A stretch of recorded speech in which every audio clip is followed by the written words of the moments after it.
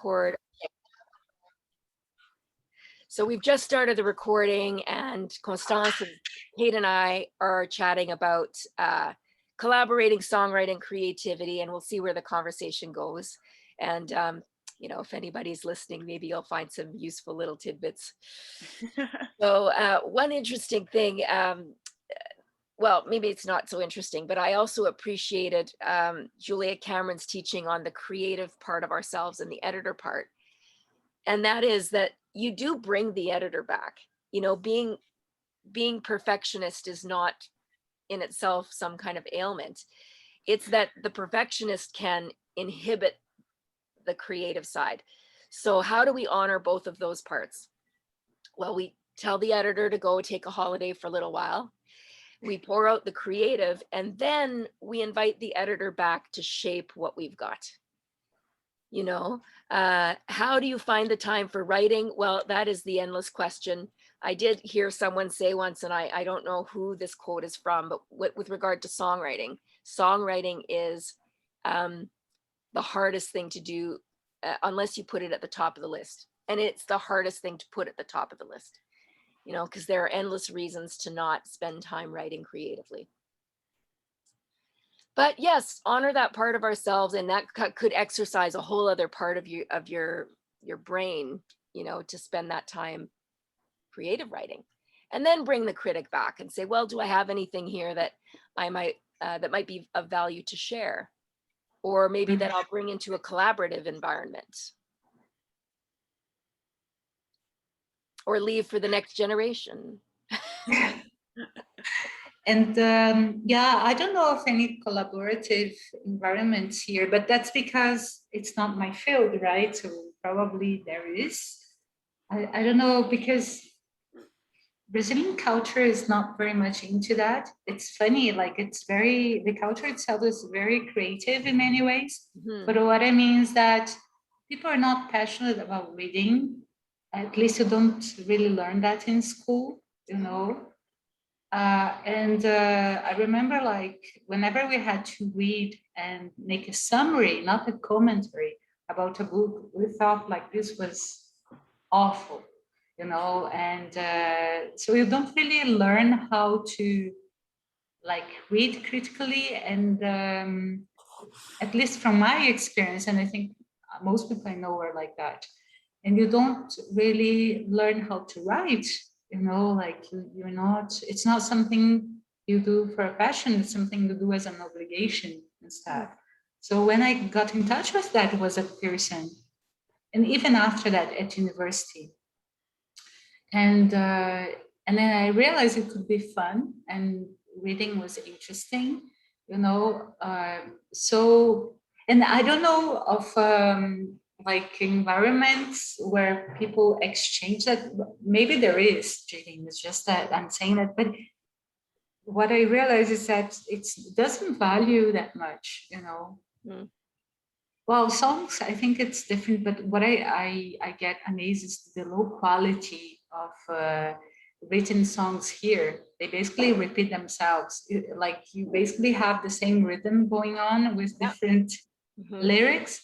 But they're like, once I saw like a template of writing a song that with a rhythm that was popular at the time, and basically it all, you know, it had like some synonyms. It was really silly. And that's how it is. When you listen to a lot of new songs, they sound the same.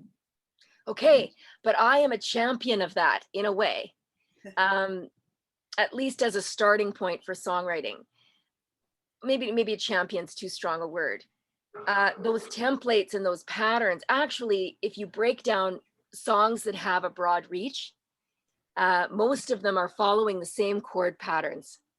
And essentially, if you look at popular music over the ages, you'll see that most of these songs are using the same 4 or 5 chords. If you have any musical knowledge, in numerical, we give those chords numbers. So it's chord 1, chord 4, chord 5, chord 2 or 2 minor, chord 6 and 6 minor. So pull out Ed Sheeran songs or Pink songs, or even the basis of Beatles songs, although the Beatles were masterful in throwing very creative things in a way that didn't sound complicated. They were somewhat complicated, but they managed to pull off a sense of simplicity. But if you look at popular music over the ages, and my thing is popular music, I want songs that have a reach. Musical theater songs, most of them are going to be based or founded in these 5 chords. So it can seem repetitive. The trick is, how do you then work within that framework so that it sounds unique and different, or says something in a different way than it's been said Mhm. before? And that's the challenge of every songwriter, you know? Um, thank you for sharing. Hi, Kathy. Buddy, it's so nice to see you. I Kathy was my apologize. I buddy was at trying college. to join the Zoom meeting that we had previously. I thought it was the same Oh, well, meeting ID. well, yes, So it's I'm okay. sorry. I should have gone to the calendar and clicked on that. Yeah, and I Sorry, could I'm use late. that meeting ID, I guess. That might have been simpler, but it's okay. It's nice to have you. So Kate shared with me, I hope this is okay to say, that she's Fine, fair away. composing. So I would love just to hear from you, Kate, about how that's going. And if there's, there's only 4 of us today, so the conversation could take a few directions. We could talk about collaborating. We could talk about song foundations. I could just simply share about my journey as a songwriter, or we could even attempt a little song for our reunion, if that was of interest. Well, No pressure, no pressure. But Kate, yeah, why don't you fill us in on what's happening with you? well, I think I'm just super interested. I'm always been interested in writer's process, and because I live in a world of music, that's sort of where it works itself out for me the most. And most of my experience is as somebody who interprets music of other people. Right. And you know, well, at first and probably mostly in a really quite traditional classical music context, um, and but then also I then got into a kind of a bit of my career where I did a lot of really new music, including quite weird stuff. Okay. Which is kind of fun, just because it's so weird that there's no judgment, and I was being paid to do it, I suppose, so of course I didn't judge it. But so that's really interesting, and I always really enjoyed. I did some work as which was purposeful, like the actual job was in order to facilitate composers to work on the development of pieces, actually, of like music theater or opera theater. Um, so, and that it was really, really interesting to me, just how different people do things and how interested or not interested they're actually in the singer themselves, like the process of singing or whatever. And of course, then that kind of comes back to people who write for themselves, which I find very interesting because they are singers, and then there's a real authenticity, I think, about the way that the music develops because it's made to be sung by usually the person themselves, or at least someone they know or something. So I'm really interested in that because of uh, the end result, which I've always tried to get to as a performer, which is to communicate the real authentic feeling of the sentiment or the words or whatever they are. So yeah, so because of spending time with so many composers and songwriters, I think that that's sort of made me more interested in finding ways to express myself, I guess, through that, because I spend a lot of time using my voice. And then what does that mean? How do you find the way to express uh, your own voice, not always through someone else? So I think that's where I'm at, really. Hmm. And have you worked collaboratively with the songwriters for your own music? I've worked, I suppose I would say I've worked with a number of people who would, I suppose, call themselves composers for various processes, but because they're doing I don't know, because of the genre they find themselves in, and to a more or less extent interested in the collaborative process with the singer. So some totally like have written something for me.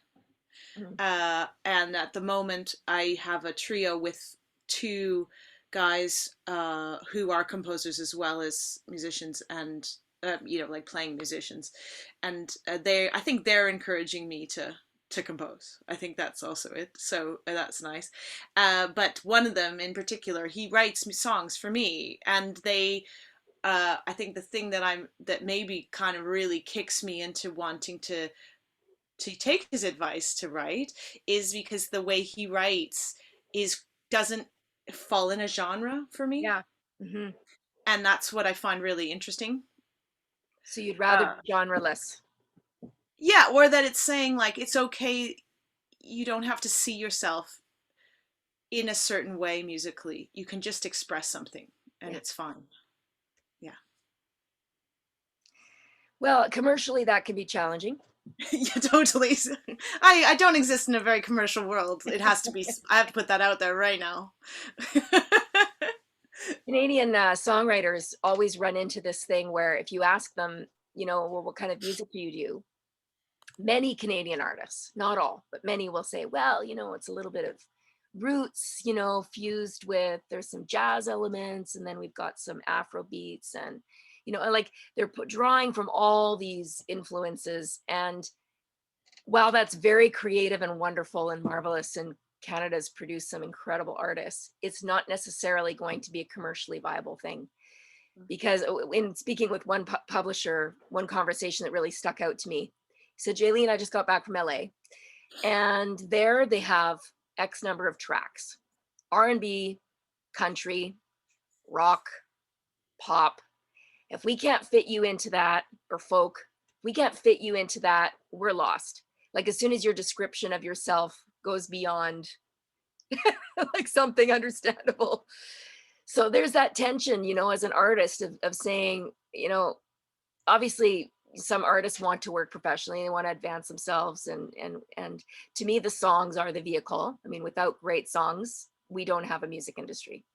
Yet the songwriters are often the last to be acknowledged, and the last and least paid nowadays as well.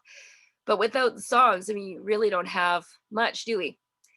But it's that tension of, yeah, how do I express myself authentically and in a way that's satisfying artistically, while having a broad reach, a reach that's broad enough to have potential commercially, and possibly bring some sustenance back to my career without feeling like I've sold out, or anything like that. And when I've worked professionally as a songwriter, there's an objectivity that needs to be there. It's interesting hearing you talk about composers that haven't necessarily considered the singer and their capacity.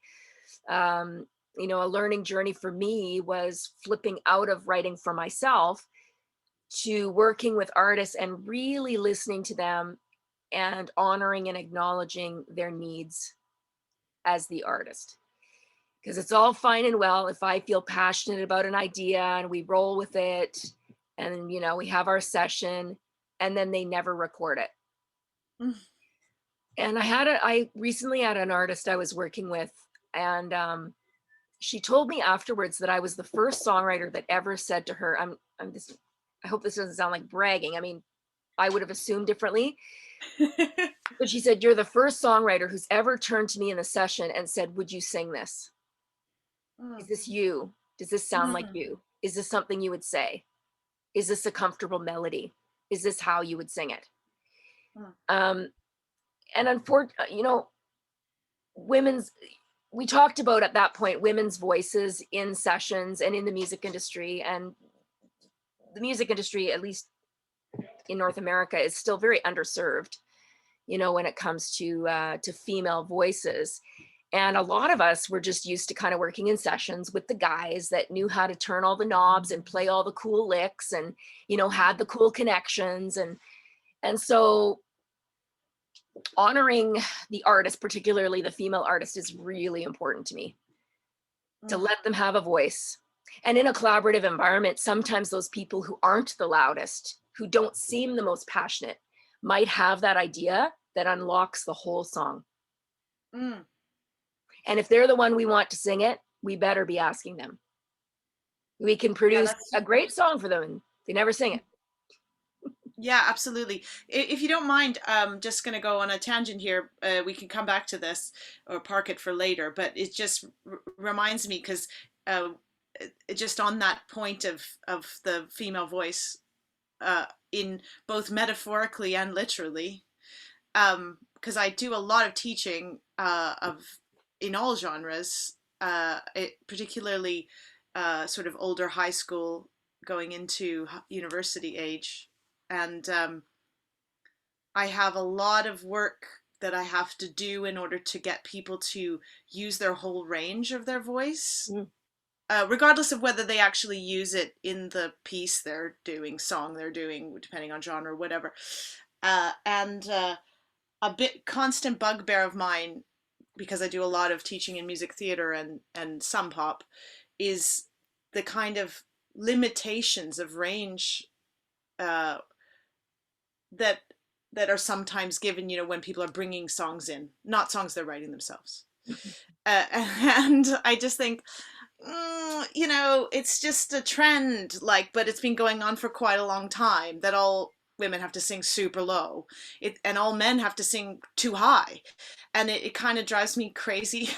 It drives me crazy as a teacher, and that it's not really even necessarily about keys so much as songs with range, and I'm constantly getting them to just go back and sing songs that are even slightly older, and I don't even mean like 1960 or whatever, I mean like something from the 80s or whatever, just to kind of use in a melody more range, and not in a kind of a Christina Aguilera sing a lick kind of way. Do you know what I mean? Like in the song itself, in the tune itself, because, you know, people have that ability, but they won't have it if they don't train it or use it or whatever. So that's also interesting to me, is just like, can we somehow possibly in these genres that I absolutely love, just slightly push the boundaries out a little bit, you know? It's interesting because and I've led a lot of congregational music in churches, and over the years we've seen a movement away from traditional hymns, and traditional hymns often had high G, high A in the soprano melody, and in some contexts they would sing in 4-part harmony, just beautiful. There's been a real movement away from that, and the songs have gotten lower and lower and lower to where singing a high C is uncomfortable for a lot of females. And I found some of the contemporary music sung by males, they're sung by high tenors, and I can't sing it. And I mean, now I can't sing, but when I could sing, if I was standing in the congregation and I was finding it challenging to sing as a singer, well, guaranteed no one else is singing. And the bee in my bonnet, and then I want to hear from Kathy and what brings her to this session. But the bee in my bonnet is,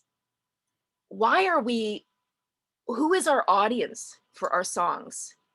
Why is this song being created beyond our own catharsis? Because music is a very powerful way of connecting us. In many communities, it builds community. It can unify us around a cause, like in a church context, certainly music is a huge piece. But as an artist, I don't want to be utterly self-serving when it comes to what I'm creating. I want to embrace people. And it's been very frustrating for me that a lot of the music being written for community context is not serving the community, actually. It's not engaging the community. And to your point about range and whatnot, Kate, I think a lost art is vocal production on the pop side.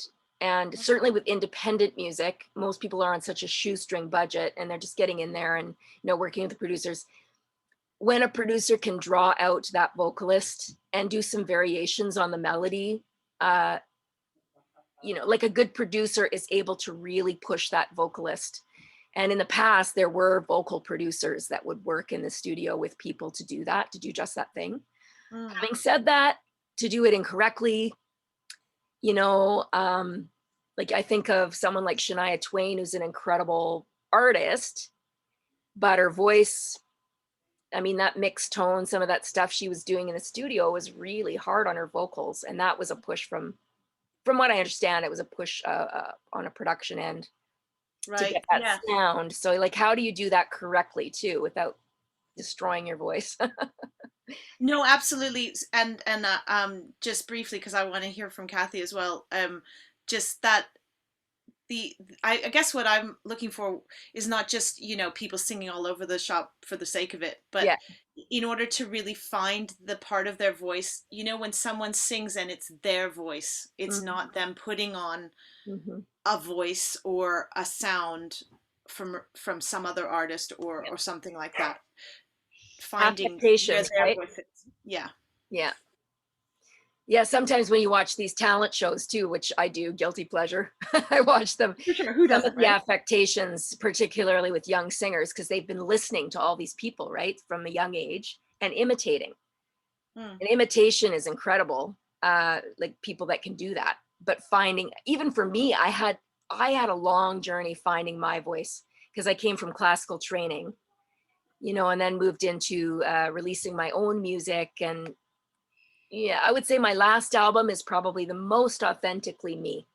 And it's possible some of my former singer teachers might cringe at some of those songs that came out of me, but I do feel like it was the most who I am or who I was as a singer. But I love all this sharing. Kathy, are you writing songs, or what brings you to the session?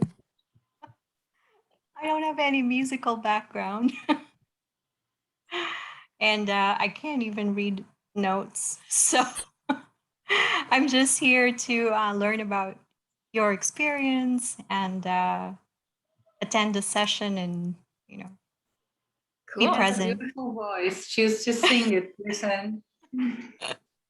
Yeah, so once in a while when I hear a song many times, I can mimic and pretend that I'm a singer too. But I love it. But no musical training, no musical experience either. So just our choir at Pearson, and I admire watching people sing and listening. And one of my favorites is your rendition of the "Goodnight, Sweetheart" when you used to sing that at Pearson. Love that, and the ensemble. I love watching that in the Maxwell Hall. So maybe that's one of the reasons why I'm here, is because it just brings back memories of happy times at PC.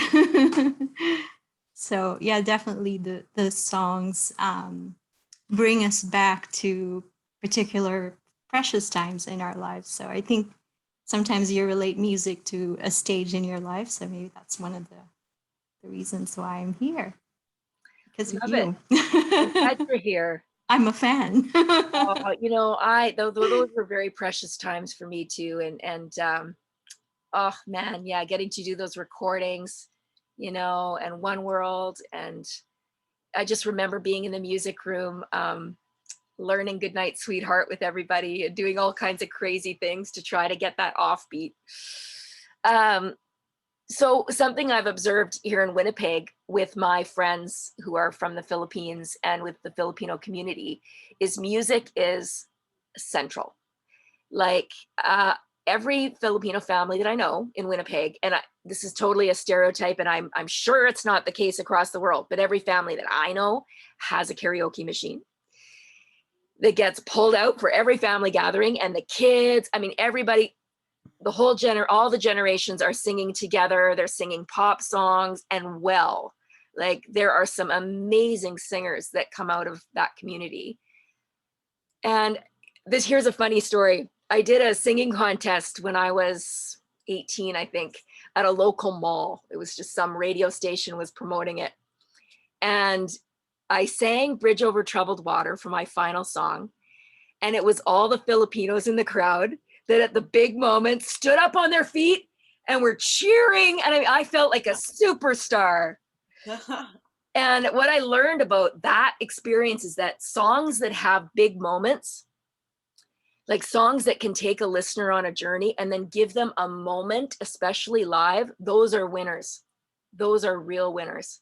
Now there will always be niche, like niche genres of music and niche artists that have a niche following. And now with the world of the internet, you can pretty much write any kind of music and eventually find your following all over the world. But those songs with a big impact, they generally have a big moment. And another observation that I've made over the years and through co-writing, collaboration, in fact, it was a fellow songwriter who clued me into this. A song needs to have emotional integrity.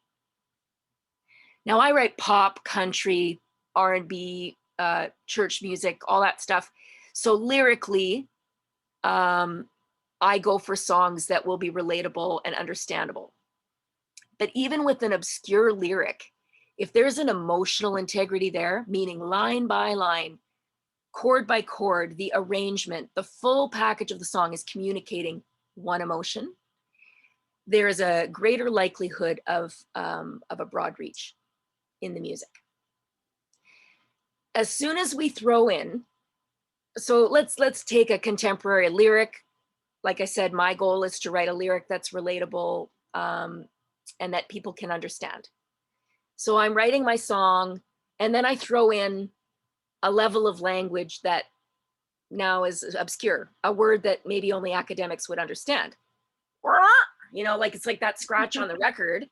And now my listeners have gone from this place of being emotionally engaged to this place, going, what was that? Or if I think that I need to be super clever musically, and now I'm going to throw in this very strange chord progression here, now I've taken them from this place of comfort where they're engaged, they're starting to feel like it's their song.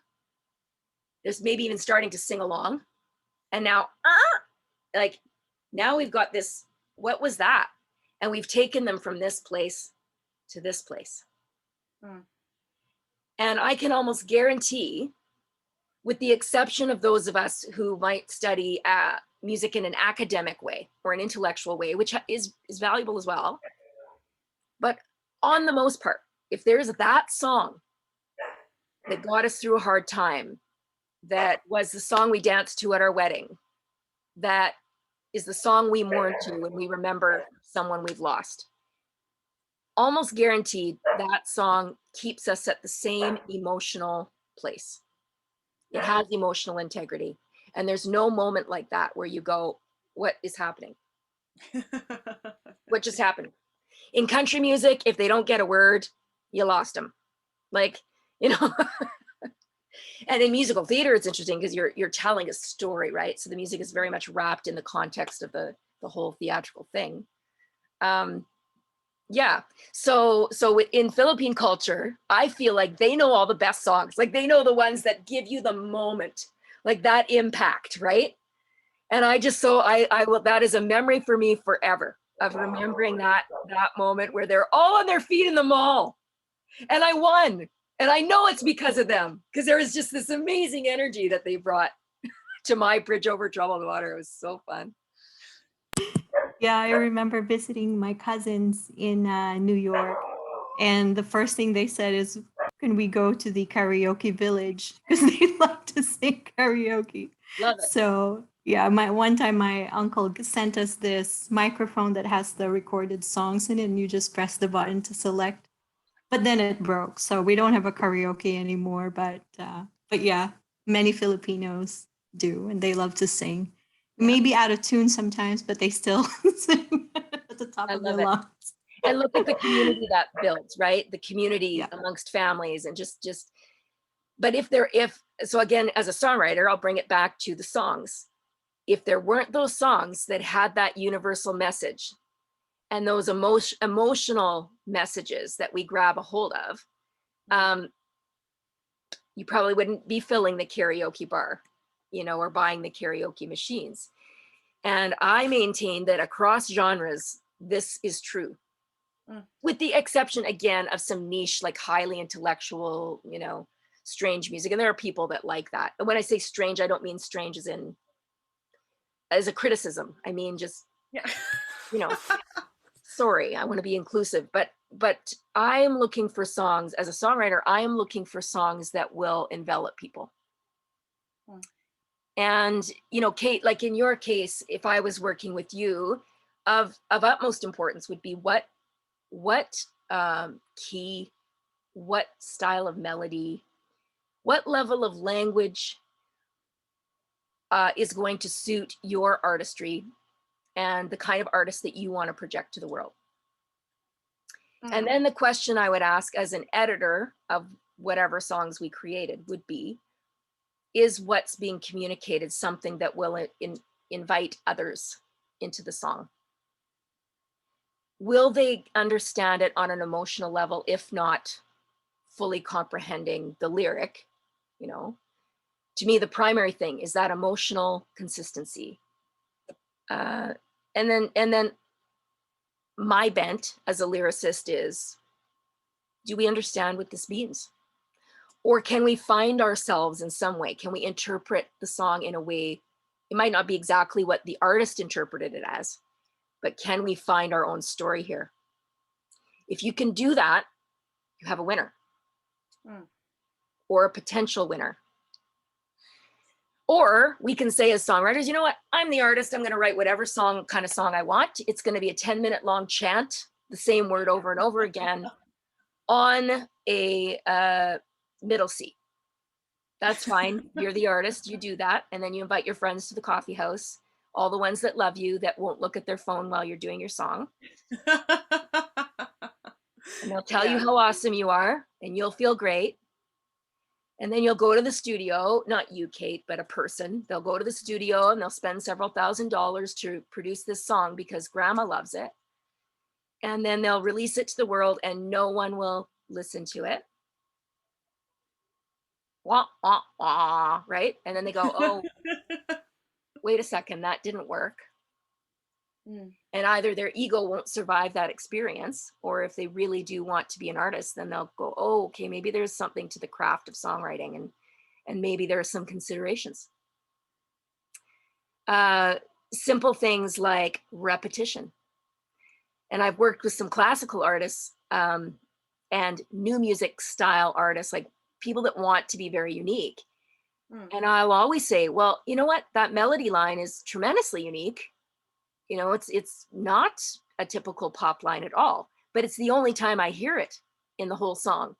You know, and then your second verse was completely different from your first verse melodically. The length of lines is different, doesn't follow the same rhyme scheme, and you know, and then melodically, it's just kind of doing something. It's going off and doing its own thing. I mean, that's fine if you want to do that, but if you release that, no one will connect with it. Do you think that people are trying quite often to put all their ideas into one thing, or too many ideas into one? My little quip is songs that serve one message per song. And, you know, Constance is married. I don't know if she's still here, but I think she married a Frenchman. So I could be totally wrong in saying I'm here. Hi. Okay, so I have heard that when you're making a French sauce, an authentic French sauce, it can take a few days, or maybe not a few days, but like a longer period of time. I make a sauce, it's usually out of a bottle, it takes me 10 minutes, you know, but French sauce, it's all these ingredients that get boiled down and down and down and down and down till you have this pot of potent sauce. And in some ways, I feel like songwriting is the same thing. It's whittling it down and giving it time to steam out these ideas until you get to the very essence of what you want to say. And that is generally much simpler than we think it is. So if we were to write a reunion song and say, it's good to see you, like maybe just that line, it's good to see you. We're getting old. It's good to see you, we're getting old. Well, it's so funny because in all these Zoom sessions, when they have a PowerPoint, I'm leaning up into the screen. Like if you watch back on the recordings, I'm leaning up. I'm exactly over my glasses. Like Craig Davis and his piece of his text. Like how tiny was that? I was going, oh, Yeah, now it's everyone's funny. looking at my nostrils. Yeah. So And I didn't funny. even have time to get my glasses. Yeah.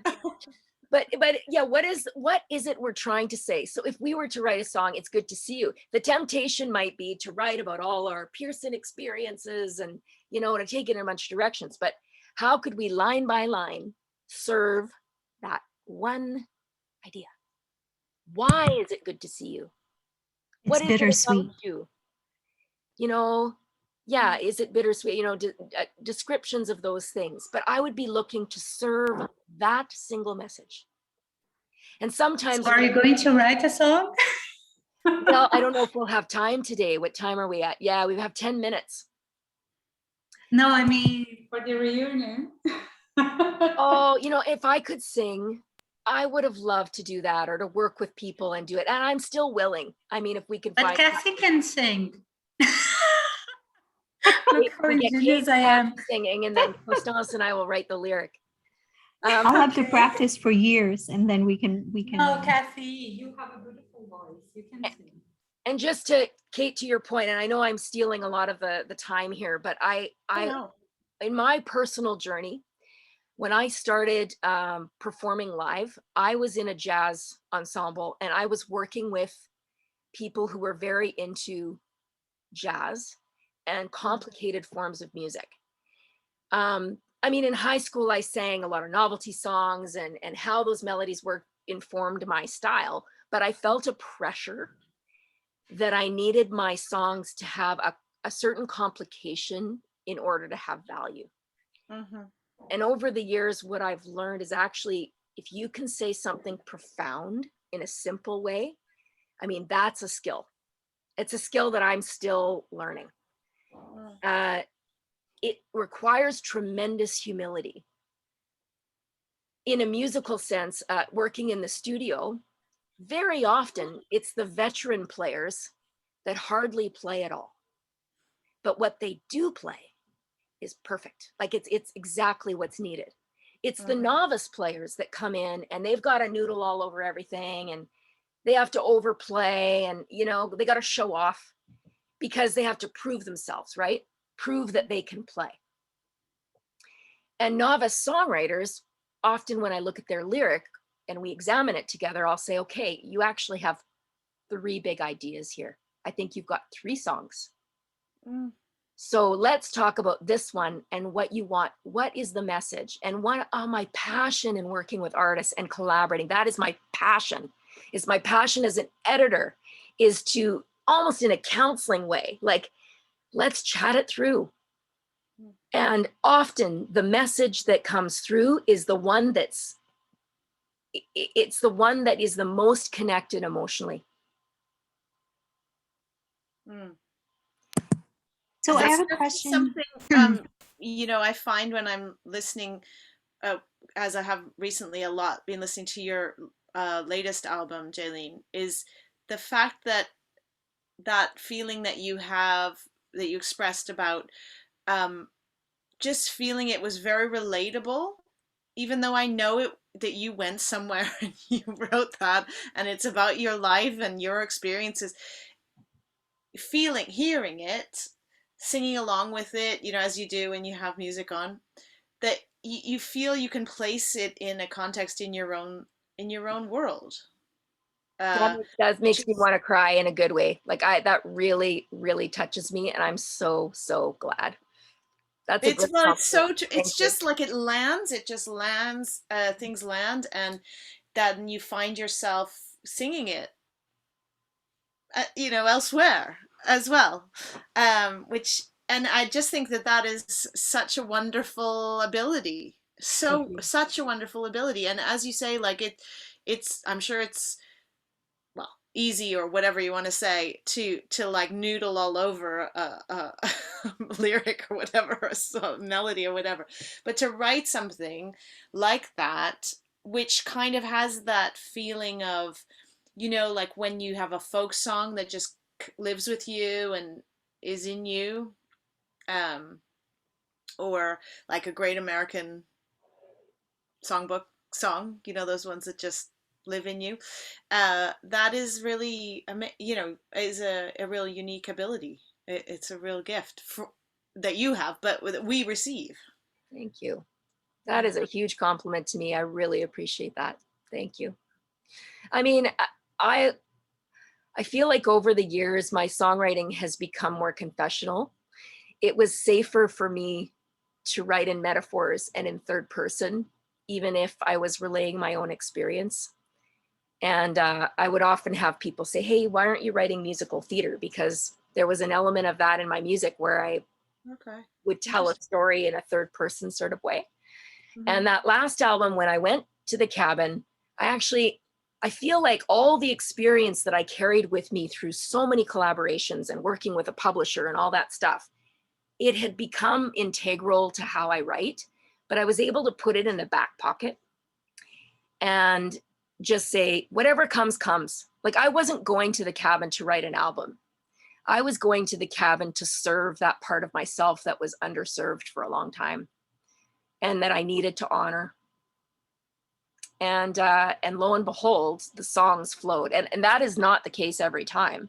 But in that particular instance, the song flowed. And there was a willingness, I had to be willing to kick the critic out and to allow myself to be vulnerable. And I was also really fortunate to have some mentorship from some wonderful artists and like people who were encouraging me. And because I was all set to go to Nashville and to keep slugging it out and trying to find the co-writes and do all that. And not that there wouldn't have been value to that. I had my trip planned. And then it was my friends that said, we want cabin songs. And I'm so glad they did that because I can't sing anymore, but I'll always have that, you know? You really blessed me. Thank you. Hey, can we get a screenshot, Constance, if you're there? And there's no broccoli in the teeth or anything. Let's do a. Hang on, let me look. Wait. Okay. No, she still looks beautiful. Look at her. Oh, amazing. I think it's Command. Oh, Constance, you have a little bit here. No, just kidding. Okay, so I'm going to do this. Command Shift 4, I think the thing. And then I do this. Can you make me look taller? Just kidding. You know what? I have a feeling that is possible in today's Just kidding. So I'm just elongate. Everybody ready? I'm gonna let go. That would be awesome. Here we go. Okay, should I do another? Oh, how do you do that? So you do. I'm on a MacBook or like an old MacBook Pro. No, yeah, mine is a PC. Command Shift 4, and then I get this lovely Command little Shift 4. plus sign, and here we go. So I'm around, and I'd love to just stay connected about this. And I mean, if you want to talk about or anything to do with collaboration or sparking creativity or overcoming writer's block, you know, any of that stuff, I'm always happy to share. And I'm still learning too. But I love talking about these things. I love connecting about it. I have to say, like, I think that it's a really important, I don't know, it's becoming more and more in the forefront of my thought about how we boost the time to be creative in our lives, whether we are officially creatives, like career-wise, but or not, because the people that I work with who are so-called amateurs in choirs and in lessons and that sort of thing, the work that we do or they do in music or whatever creative process they're doing, it makes their career work, whatever that is, better. Yeah. Mhm. You know, that is constantly the feedback that comes, is that if you allow your creative process to grow, it's going to affect all parts of your life. And yeah. I can give a testimony on that because at a time, you know, at my work, I was really frustrated. And since the work was a big part of my life, it got me really down. And then I decided to join a choir. And the how do you say the leader, like the choir, sorry, I forgot the word, but anyway, he was so funny. Like of course I'm like Kathy, I don't know how to read music. I never learned that, and I don't have that strong background, so I sing by the ear, right? And but just being there and listening, you know, like he would make jokes, or it would be so beautiful to watch people who could sing well, that it was magical. Like it helped me, it was therapeutical, it helped me so much, you know, to go through that hard period, that Mhm. I'm really thankful for that. So, and there are studies that show that singing, dancing, you know, many different activities that are like that deal with music, for instance, are very helpful in many ways. They Mhm. studied the brain and found that even if you don't know how to play piano, if you sit at a piano and you noodle with both hands, it fires up uh, neurons on both sides of your brain, and it builds connections Oh, actually in your brain. wow. It builds neural So pathways. I'll do that. I'll buy a piano. Yeah. And you know what? I don't read music well. It's one of Really? my shortcomings as a musician for sure. But I mean, I've heard that Pavarotti didn't read music either. You're absolutely right. Really? Yeah. So we Wow. limit ourselves. We limit ourselves because of the things that we can't do instead of thinking about the things that we can. That's true. And I'm so glad this conversation came around to this importance of creative expression and honoring that part of ourselves, because we live in a world that emphasizes productivity very often, at least Yeah. in the work Mhm. world. But sometimes, and certainly in the musical world, the productivity will not come with a push. It'll come through play and honoring people, Mhm. relationships. You know, I have a songwriter friend, and when she books session, I mean, I don't know if it's still this way, but years ago I booked a session with her in LA, and she said, let's do 2 days. The first day was conversation, hiking, good food, Yum. filling up. And the next day was the actual productivity part. I've Mhm. also been in situations where you go in and it's 2 hours, you're working with professional songwriters, and let's get to it. And I mean, that can work as well. But I do think that if outside of those 2 hours, those songwriters are not somehow filling up, playing, being Mhm. creative. I actually take pictures with my smartphone. They aren't very good, but I call my series Looking for Light, or I'll take photos that I have and I'll look at where the light is in the photo and I might expand it and I post them on my Instagram. I'm not expecting to have a following because of that or ever be able to sell them. But I need to do that for me, just as a creative outlet. Mhm. It's not anything to do with me needing to be a great songwriter, you know? Yeah. So yes, more of that, please. Yeah. And I think having communities where you can support each other's creativity is really important as well. Yeah, without Yeah, I judgment. agree. Having people around you that will say, yes, do it. Yeah. And Because even I if you're find, Yeah. flop, even though I'm supposedly surrounded by musicians, you know, we're all like busy doing yeah. whatever it is we're doing, teaching whatever we're doing. And you know, so actually it's not any different from all of us in our areas, whatever they are. Mhm. Just giving yourself permission and encouraging each other to play, as you say, play. Mhm. And even Yeah. singing together, even if we are following an arrangement, singing Mm. together live is a live creation. That event will never replicate, right? That Mm. live singing is, or playing instruments together is a unique moment. And that can be very impactful too. So, and can build community. And one question I haven't asked at Pearson is, because Pearson is such an incredible place, where are the outlets for play at Pearson that have less to do with being amazing and more to do with experiencing and playing together and just release, you know?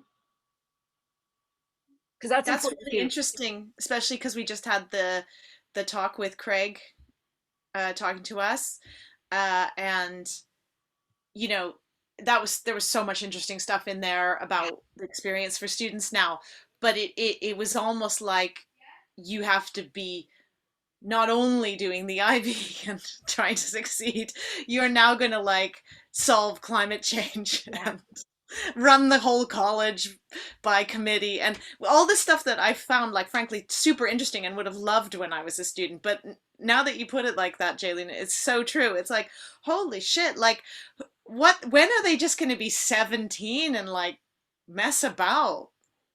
Yeah, and hang out in Max Bell in the dark corners of Max Bell with a bottle of wine and, you know, just kicking back. And I mean, I had a group of friends there, and music was definitely featured.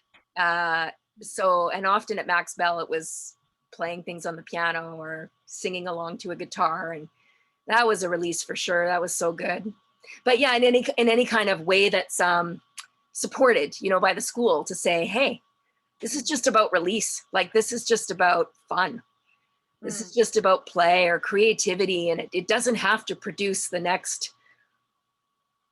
But convincing, though, some personalities of the value of that, you know, can be challenging. My family will still say, did you work this week?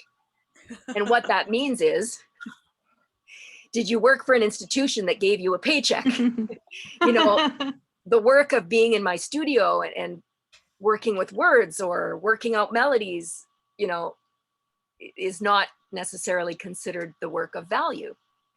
Totally. I can imagine the students in the choir singing, but with masks on. Oh, yeah. That would be hard. So, yeah. And social distancing, right? Mm-hmm. And we don't know what the ventilation situation is like. Well, just all these extra layer of because of the pandemic. The COVID considerations, right? Right. But I'm curious about that, because now that we've talked about it, it's just kind of sparking me and going like, actually, it's important. Like, yeah. If there was something for that, how does that impact mental health even? How does that facilitate relationships and connectivity? And is it sanctioned? I guess maybe is. Right. I don't know if sanctioned is the right word. Maybe it is. But would that be a sanctioned thing? And is there a way to organize without it being organized? You know, like, okay, forced family fun. No. But making space for it, making space, you know. Yeah, absolutely. Just that there is, because I have a lot of students who are in high school. Yeah. In fact, I work in one specific high school, and they are, like, I'm sure, as you guys know, like every kid now, so busy. So busy. And in fact, the pandemic has actually, it closed a lot of doors, but it opened other windows because they had less official stuff, because they at some points weren't actually at school. So we did some things that we would never have time to have done, even though we were then also kind of closed down by the fact that we were doing it all online. But you know, there are musical activities. There are a lot of musical activities that my students take part in at school. That's just as one creative thing, but you could substitute that for fine art or dance or any of the other arts. But I don't know how much of that is this searching creative play scenario. You know, it's like official stuff and preparing for a music exam, that sort of thing, which just makes my heart like just go. Even in a songwriting session, if we're stuck, we take a break. Mm. And it's often in those trips to the restroom, or suddenly you're going for a walk to grab a coffee, and then boom, it's there. So there's certainly something to be said for those moments of release that have, where you're not expecting the answer to come, but it actually might get us to the product that we want. It sounds counterintuitive, but I mean, how do you create the space where you're not thinking about the product in order for the product to emerge? Well, somebody needs to do a thesis on that. Yeah, not me. Listen, I have to run. This has been lovely, and please be in touch anytime you want to talk about it some more, and let's do that. I don't really know what I'm supposed to offer as far as a slide goes for the gala. Maybe I'll just I don't know. You could in this case, you might, and I say this because you're so wonderfully articulate, you might just maybe make a tiny little video that just sums up the things that have come out. Okay. And that you were, your ethos. Because I think sure. Your ethos, Jaylene. Yeah. I mean, sorry. You can publish our mini concert. Yeah, but because just the way that you've been talking about this is inspiring us today. Oh, thanks. So that is something that we can share with everybody, because a lot of people hopefully will watch on Saturday, and it's sort of like a kind of a dare, isn't it? Like, how can you be creative, everybody? Like, where do you play?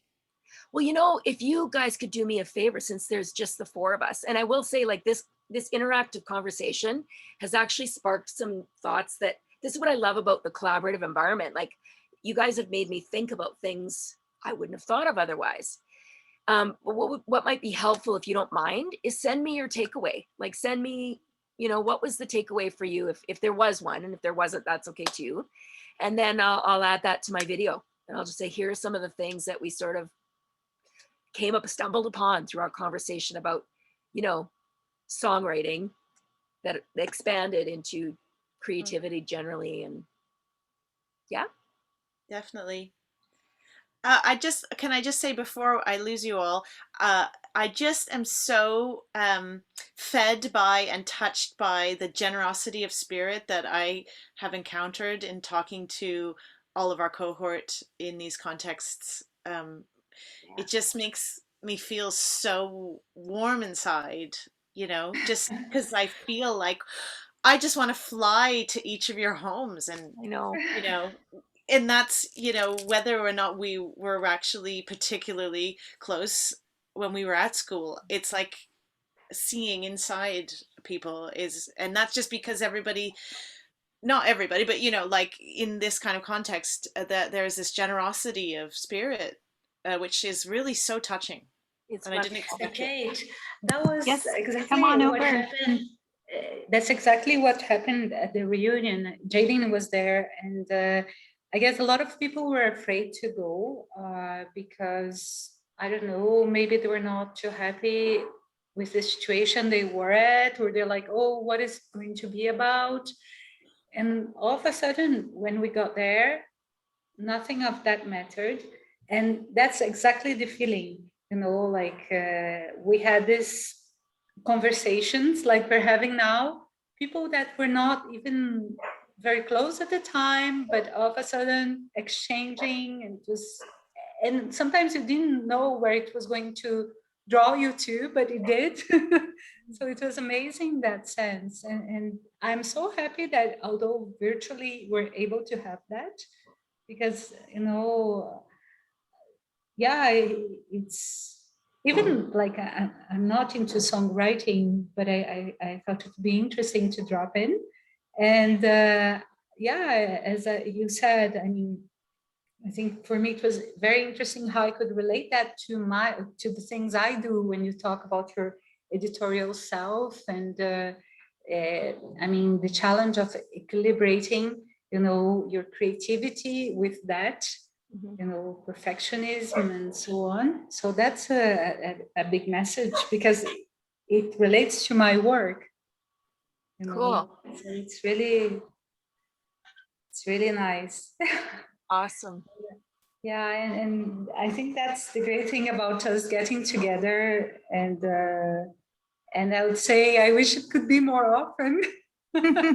Well, who knows? Maybe through the technology we've discovered, maybe there are ways to gather. You know, Yeah, Yes. exactly. in 10-year period. Thank Okay. you. Thank you. Thank you, Jaylene. Oh, my pleasure. Thank you. Are you guys going to the COVID-19 I session? Oh, will. you know, that Yeah. started already. I'm gonna let you Yeah. go. Okay, Okay, take so care. yeah. Yeah. Bye.